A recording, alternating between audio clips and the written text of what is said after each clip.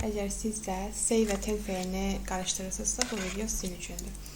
Qeydlər yazmışıq. Say plus something, tell plus someone. Bu nə deməkdir? Yəni say demək feilidir, tell də demək feilidir. Sadəcə aralarında fərq odur ki, say nə isə demək anlamında işlənir, tell isə kiməsə nə isə demək anlamında işlənir. Yəni someone kimsə deməkdir. Sonra nümunəyə baxaq. She said that she was tired. O dedi ki, o yorğundur. Artıq burada görürük, şəxs yoxdur. Ona görə said istifadə edirik. Said, say feilinin keçmiş zaman formasıdır, qaydası olduğuna görə. Tell feilinin keçmiş zaman forması isə tolddur.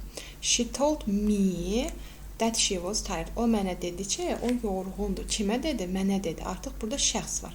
Şəxs istifadə etdiyimizə görə tell feilimizdən istifadə edirik.